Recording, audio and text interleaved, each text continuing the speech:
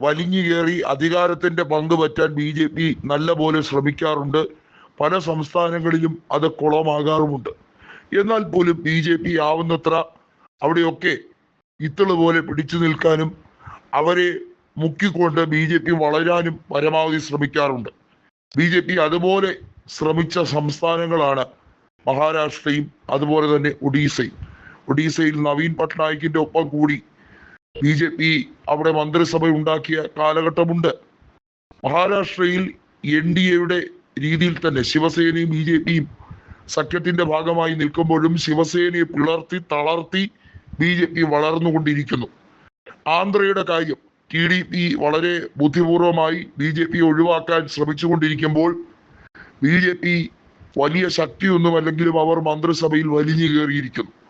എന്നാൽ കോൺഗ്രസിന്റെ അവസ്ഥ എന്ന് പറയുന്നത്, കോൺഗ്രസിന് ശക്തമായി ഇന്ത്യ മുന്നണിയുടെ മറ്റ് ഘടകകക്ഷികൾ ഭരിക്കുന്ന അധികാരത്തിലുള്ള ഒറ്റയ്ക്ക് ഭൂരിപക്ഷമുള്ള സംസ്ഥാനങ്ങളിൽ അവർക്കും കാര്യമായ സ്വാധീനമുണ്ട് എങ്കിൽ പോലും അവരുടെ കഴിവുകേട് കാരണം മന്ത്രിസഭയിൽ അംഗമാകാതെ പോകുന്നു. ഉദാഹരണത്തിന് തമിഴ്നാട്ടിൽ 18 MLA-മാരുണ്ട്. അവിടെ ഒറ്റയ്ക്ക് DMK അധികാരത്തിലുണ്ട് എങ്കിലും കോൺഗ്രസിനെ ഒപ്പം ചേർക്കേണ്ടത് രാഷ്ട്രീയ മര്യാദയുടെ ഭാഗമാണ്. അത് ചേർത്തിട്ടില്ല. അവിടെ കോൺഗ്രസ് അത് ശക്തമായി ഉറപ്പിച്ച് വാങ്ങാൻ ശ്രമിക്കുന്നില്ല എന്നുള്ളത് അവരുടെ പരാജയമാണ്. കരുണാനിധിയുടെ കാലഘട്ടത്തിൽ 63 സീറ്റുകൾ കോൺഗ്രസ് ചോദിച്ചു വാങ്ങി 2011 തെരഞ്ഞെടുപ്പിൽ 5 സീറ്റിലേക്ക് കൂപ്പുകുത്തിയതിനു ശേഷം പിന്നെ DMK കോൺഗ്രസുമായി വിള്ളലുണ്ടായ കാലഘട്ടവും ഉണ്ടായിരുന്നു.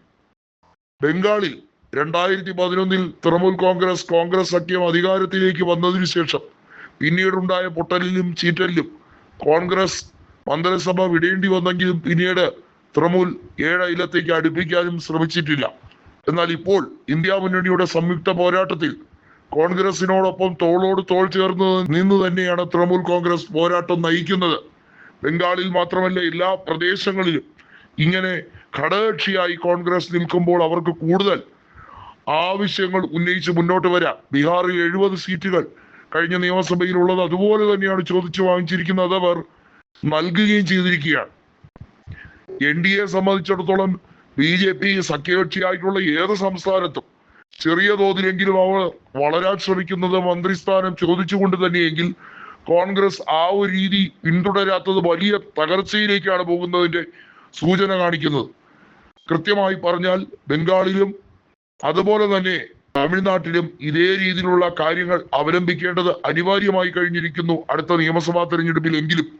കാരണം 2026 നിയമസഭാ തെരഞ്ഞെടുപ്പിൽ ഈ 2 സംസ്ഥാനങ്ങളും ഒരേ സമയത്ത് തന്നെയാണ് തെരഞ്ഞെടുപ്പിലേക്ക് പോകുന്നതും ഇപ്പോഴത്തെ സാഹചര്യം വെച്ച് രണ്ടിടത്തും കോൺഗ്രസ് നേതൃത്വത്തിലുള്ള ഇന്ത്യ സഖ്യം വീണ്ടും അധികാരം നിലനിർത്താനുള്ള സാധ്യതയുമുണ്ട് എന്നുള്ളത് കൊണ്ട് തന്നെ മെച്ചപ്പെട്ട പ്രകടനത്തിലൂടെ കോൺഗ്രസ് അധികാരത്തിലേക്ക് വരാൻ, പ്രത്യേകിച്ചും കോൺഗ്രസിന്റെ നേതാക്കളെ വിജയിപ്പിച്ചെടുക്കാൻ ഈ ഇന്ത്യ മുന്നണിയുടെ സഖ്യകക്ഷികൾ ഭരിക്കുന്ന സംസ്ഥാനത്ത് ഉതകുന്ന രീതിയിലുള്ള പ്ലാനുമായാണ് മുന്നോട്ട് പോകുന്നത്. അതിന്റെ ഒരു സെമി ഫൈനൽ എന്ന രീതിയിൽ തന്നെയാണ് മഹാഗഡ്ബന്ധനെ അധികാരത്തിൽ കൊണ്ടുവരാൻ രാഹുൽ ഗാന്ധി ബീഹാറിൽ നിയമസഭാ തെരഞ്ഞെടുപ്പിന് മുന്നോടിയായി വോട്ടധികാർ റാലി ഉൾപ്പെടെ നടത്തി കിണഞ്ഞ് പരിശ്രമിച്ചു കൊണ്ടിരിക്കുന്നത്.